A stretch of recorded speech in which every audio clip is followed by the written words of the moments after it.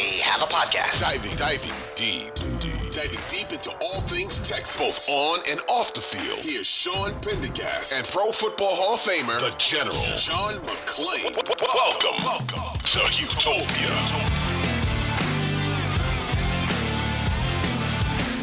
We're going to do some mailbag stuff here in just a little bit. But, John, before we do that, on Tuesday, we always do general news and notes. What do you got for us? Got a couple on Stroud before we talk about it. Number one, he's the first rookie quarterback in history to throw for at least 300 yards in 4 consecutive games. He's got 6 overall. The record is Justin Herbert with 8. And his 304 yards Sunday moved him past Herbert for the most yards by quarterback in his first 11 games. Now he's got a chance to overtake Patrick Mahomes. And the other one is he and Tank Dell. As we know, they become a prolific duo, not just a prolific rookie duo, but they're the first rookie tandem since the Colts in 2012 to have at least 7 touchdown connections, and that was Andrew Luck and T.Y. Hilton. So those two got it going on just like Stroud does. Yeah. This has been, I don't want to hijack a mail. We have a really good mailbag question about this rookie class. What do you think the ceiling is for Tank Dell, John? Is he I know he's not a classic number one receiver just because of his size. You know, he's not the prototype. He's not what you would concoct in a lab, but neither was Antonio Brown. He was a smaller guy and he reached a stage of his career where he was getting 100 catches every year. What is Tank Dell, do you think, John? You've watched decades and decades of football. What do you think his ceiling is? I think size ain't got nothing to do with it. I think he's making great leaping catches. The key is, can he stay healthy at his size? Yeah. You know, it always bothers me. The Texans list him at 5'10", and he's 5'8". Unless he grew 2 inches between the combine where he was 5'8", 165. Everybody keeps talking about his great speed. He didn't have great speed.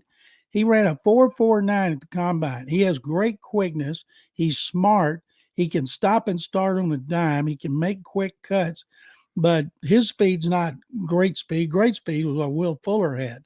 But he knows how to use it. Man, those acrobatic catches he's made, like the one Sunday in which a 62-yarder got rubbed out because of an illegal shift that he was called on. But I think Tank Dell, depending on who they have on the outside, say they have Nico back, Noah Brown back, they're going to distribute the ball, which is one of the things that Stroud does so well. He doesn't just zero in on one guy.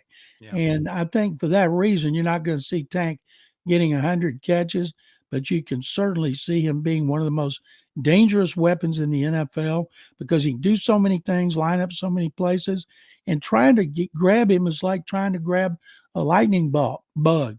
It's hard. Yeah, he had that catch on Sunday, John, where his legs were getting swept out from underneath him as he was catching the ball over the middle, too. He's an amazing young player, no doubt about it. What do you got next? The Broncos right now, and this is something that it wasn't an issue Sunday, but it was in the 2 previous games when Stroud had 6 turnovers. But the Broncos lead the lead with 22 takeaways, and they've had 15 in their last 4 games, which is the main reason they're winning 5 in a row. And I thought it was very interesting. In their 5-game winning streak, they've given up 8 touchdowns. They gave up 10 in that 70-20 loss to Miami when they began 0-3.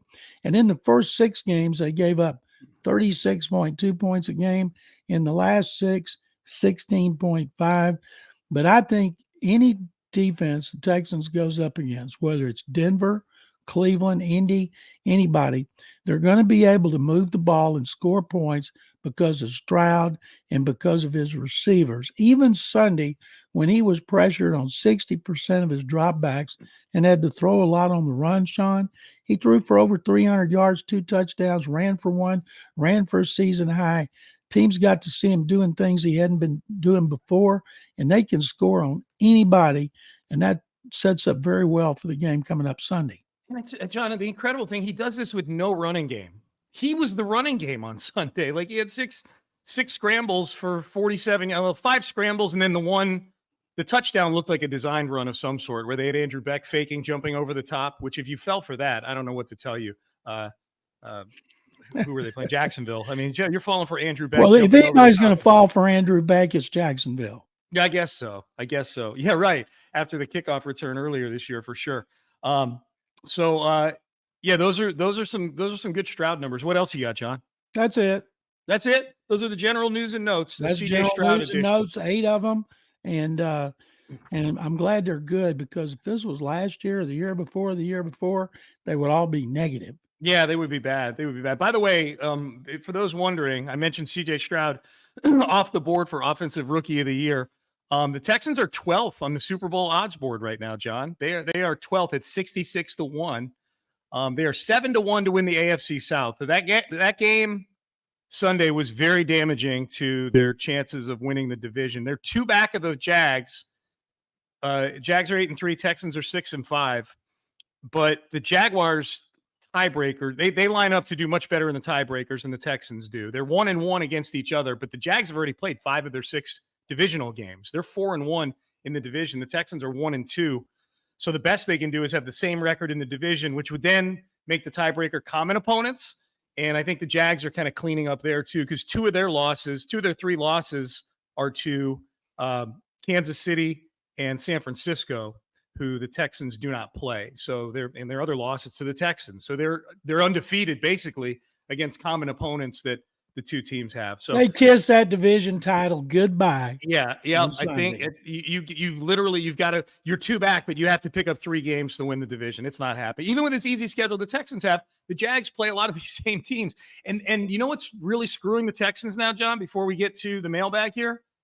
Joe Burrow's injury. I don't know if you've looked at this, but the 4 teams the Texans are chasing right now, the Jags in the division, and then the 3 wildcard teams, Cleveland, Pittsburgh, and Indianapolis. I may have that out of order. I think it goes Pittsburgh, Cleveland, Indianapolis, 5, 6, 7.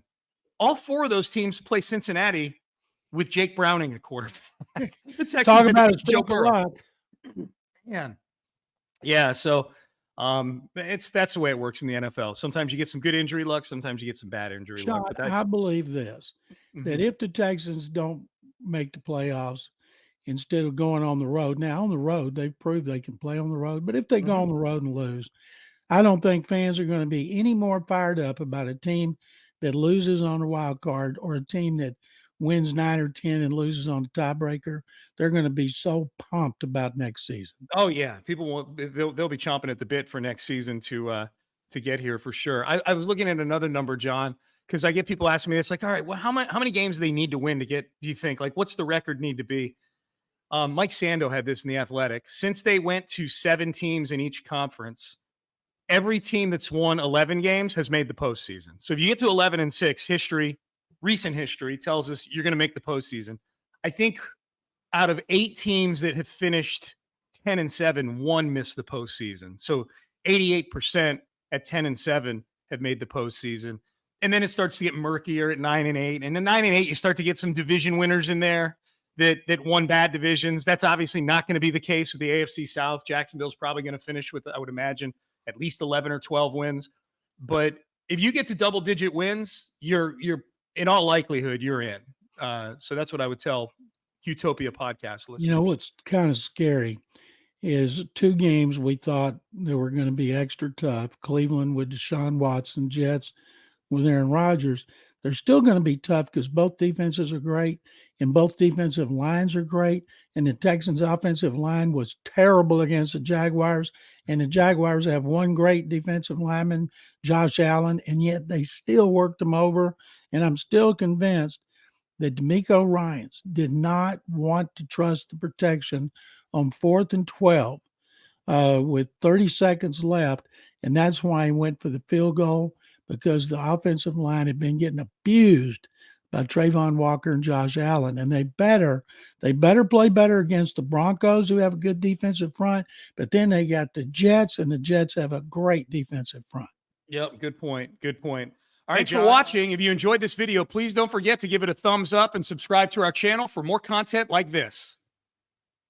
If you want to see more of our videos, be sure to check out our playlist and let us know what you think in the comments below.